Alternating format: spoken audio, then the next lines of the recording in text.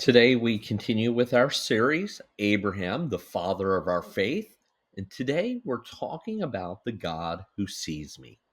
Using the outline of head, heart, and hands, we start with our head, with our mind, with the helpful information that we need to understand today's passage.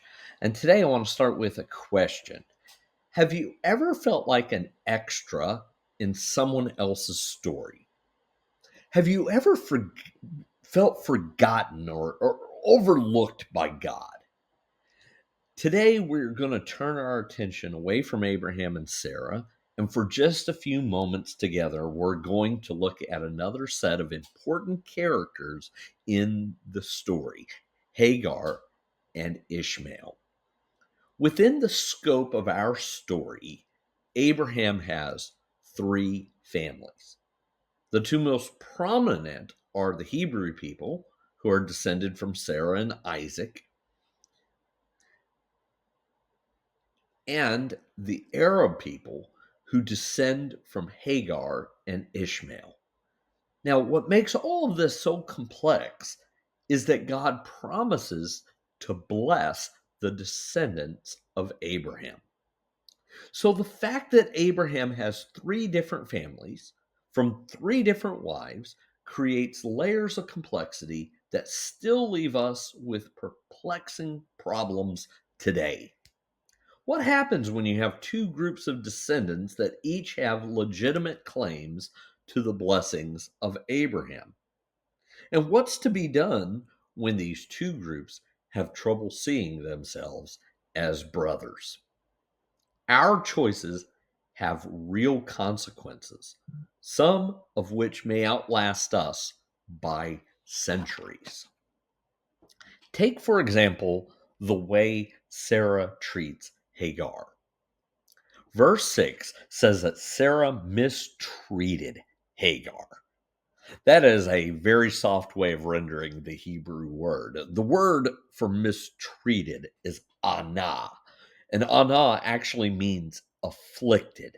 And it is the same word used in Exodus 1:12 to describe how the Egyptians treated the Hebrew slaves. This would not have been lost on the first readers of Genesis.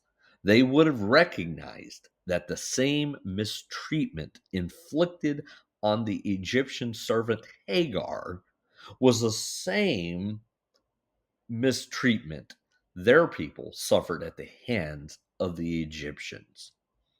Patterns and behaviors have a way of repeating themselves in families and communities. We reap what we sow. Finally, Hagar has enough and she leaves with her son Ishmael. Out in the desert wilderness, they face the hard, cruel, unforgiving world. They feel terribly alone because they are, or so it seems. This brings us to the heart, to the personal connection. Have you ever felt alone in the world? One of the most important books written in the last 50 years is Bowling Alone by Robert D. Putnam. Here is how a summary on the Simon & Schuster website describes the book. 20 years ago, Robert D. Putnam made a seemingly simple observation. Once we bowled in leagues, usually after work. No longer. Bowling Alone surveyed in detail Americans' changing behavior over the decades, showing how we had become increasingly disconnected from family, friends, neighbors, and social structures, whether it be the PTA, church, clubs, political parties, or yes, bowling leagues. 52% of Americans now report feeling chronically lonely, and 47% report that their relationships aren't meaningful. Social media has only complicated the matters. On one hand, social media can help friends and family stay connected even though they may live thousands of miles away. On the other hand, social media can create the illusion of social connection and friendship without providing any real intimacy. So if you have 1,000 friends on social media, but never spend any real time with these people, are they indeed real friends? How many of them can you call when you're in a crisis? How many of them really know you? How many of them do you really know? Even worse, much of what we see and post on social media is a facade. People post what they want others to see. That means only the really good stuff gets posted. Our vacations, our best meals, our best outfits, that's what we want people to see. We don't usually get to see those days where the most exciting thing the person does is wash dishes.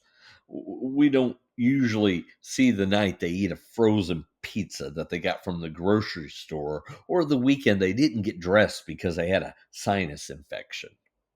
All of this and more makes it harder for us to be real with each other, creating even deeper chasms of loneliness. Now, none of this was why Hagar was lonely out in the desert. She and her son were lonely because they were exploited, marginalized people. They were the extras in someone else's story. But this is the part in the story where we discover something remarkable about the Lord and about ourselves. There are no extras in God's story. There are no NPCs or forgotten people. He overlooks no one. And God extends his story of salvation to include Hagar and her son Ishmael. Now, granted, this extension comes with many complications, but there is no limit to God's mercy or creativity. Hagar calls God the God who sees me. For this reason, some call her the Bible's first theologian. God has not forgotten Hagar. God tells Hagar that her son will be a wild man, wild as an untamed donkey, who will be capable of standing up for himself against his enemies. What God says of Ishmael is not an insult. Ishmael will be a strong, independent man who will not allow his enemies to hold him in subjection. This is very good news to hear for a mother who has never known freedom. Her son will do whatever it takes to change the course of their family tree. Jesus sees you and he knows your name. He knows your heart. He knows your dreams. He knows what breaks your heart. And he knows what hope keeps your heart alive. He invites you to be a part of the story that he is telling. He invites you to leave some of your old ways behind, and he beckons you to follow. Come and see what is possible when Jesus incorporates you into his story. In Luke chapter 19, we read the story of someone who was desperate to get a glimpse of Jesus. Climbing a tree to get over the crowds, he was just able to see Jesus when the biggest surprise of his life happened.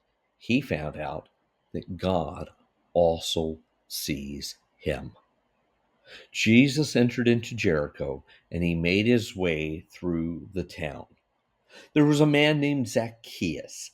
He was a chief tax collector and he had become very rich. He tried to get a look at Jesus, but he was too short to see over the crowd. So he ran out ahead of the crowd and climbed a sycamore tree beside the road, for Jesus was going to pass by that way. When Jesus came by, he looked up at Zacchaeus and called him by name. Zacchaeus, quick, come down. I must be your guest in your home today.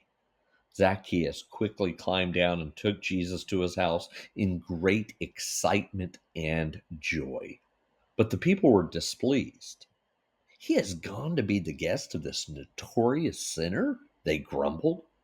Meanwhile, Zacchaeus stood before the Lord and said, I will give half of my wealth to the poor, Lord.